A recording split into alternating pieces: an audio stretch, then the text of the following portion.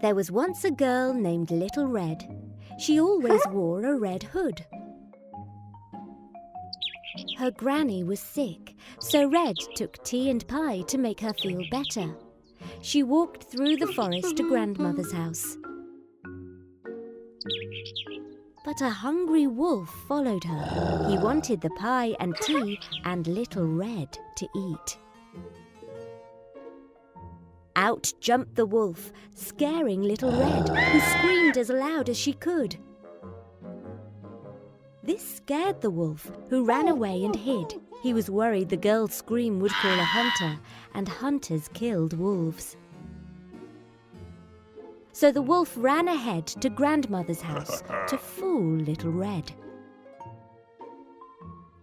The wolf knocked on the door and pretended to be Little Red. When Grandmother opened the door, the wolf ate her. Then the wolf put on Grandmother's cap, Grandmother's glasses, and climbed into Grandmother's bed, pulling the covers up to his nose. There was a knock on the door. And Little Red called back, "It's me, Little Red." "Come in," cried the wolf. In came someone with a red hood and a big basket full of tea and pie.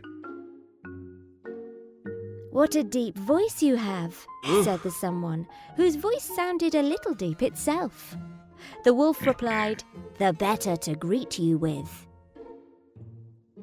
Little Red moved closer to the bed.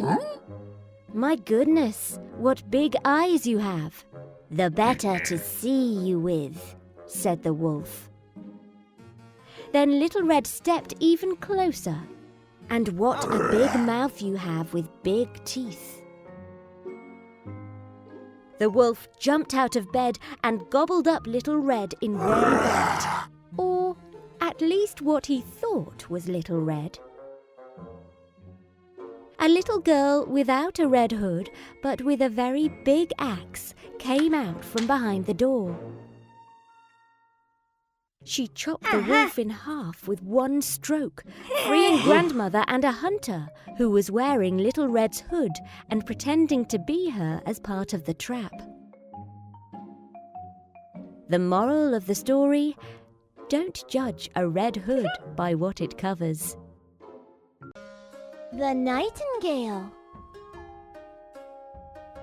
Long, long time ago, there was an emperor who lived in the biggest, shiniest palace. It had walls of gold and floors of porcelain. Its garden had trees that grew nowhere else. At the far end of the garden lived a little bird, a nightingale who sang the most beautiful songs. The emperor, however, had never gone that far out, and hence knew nothing about it. Which is why he just had to have it, once he heard his guests praise its singing. He sent his most loyal servants to find it, and it took them years before they actually did. But the wait was worth it, because as it started singing, the emperor's eyes filled whole with tears. He gifted the bird with gold and didn't let it leave. He asked it to sing again and again and again. Each time he cried, and it brought goosebumps to his skin. As people came and listened, it happened to them as well. But one day, the emperor received a nice gift, a golden nightingale, who sang almost just as well. He forgot about the plain old one the very same moment, and placed the golden shiny one right next to his bed. It sang and it sang for him and for the crowd for months. But one day, it just broke and it couldn't sing anymore. The emperor fell ill, yearning for a song. As death came, the old, plain nightingale came along. It sang so beautifully that death cried as well. It left the room quickly, and the emperor felt better right away.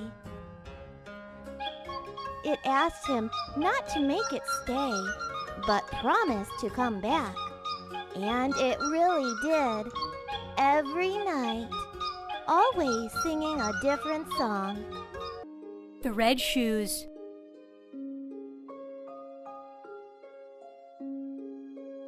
Once upon a time, a pretty girl lived in a land not far away. She had one pair of shoes made out of wood, boringly plain and gray. They hurt her little feet.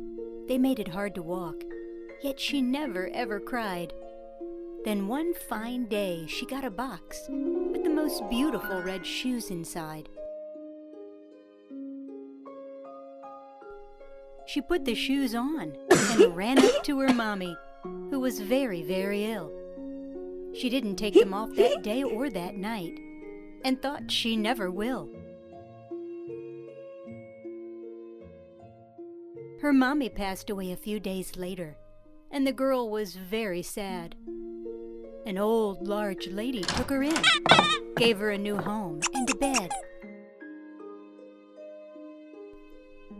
The girl went to school to learn to read and write, and she went to church to pray, but she kept thinking of the shiny red shoes that the old lady had thrown away. As time went by, the pretty little girl grew and grew and grew. Her new boring shoes got small and old, and the lady took her to get some new. Now, the old lady had gotten older, and her sight had gotten bad, so the girl knew she wouldn't notice if the shoes she picked were red. And once again she had red shoes and took them off only at night. She even put them on for church, which, of course, was not all right. She knew it was disrespectful. She knew it was bad. And she knew that people stared. Yet she wore them always, week after week. It wasn't like she cared. But then one Sunday, a bearded soldier waited at the church's door. He whispered something about the vain girl's shoes, and they started dancing on the floor. They danced and danced. She danced along. They danced in church and out. She didn't want to, but she couldn't stop.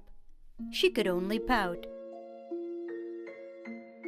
They danced all day, they danced all night, and then they danced some more. She was exhausted, but somehow managed to dance to the executioner's door. "Take them off!" she screamed in pain. "Even if you have to cut off my feet!" She wanted them off. She wanted them to stop, so she could lay, or at least sit. And so he did, but the two red shoes continued to dance away. The tired girl knew it was time to go to church and pray, and pray, and pray. She walked slowly, a crutch in each hand. She walked the whole day, maybe more, but she couldn't enter the church as her red shoes were dancing in front of the door. She tried the next week, and then again, but she could never get inside. She became a maid at the pastor's home, hoping to repent before she died. One Sunday, as always, they all went to church, but the girl stayed in her room. She prayed as an angel appeared in the light, surrounded by flowers in bloom. He had heard her repent and knew it was honest, so he brought the church there. The girl was lifted towards the sky, happy to see her feet finally bare.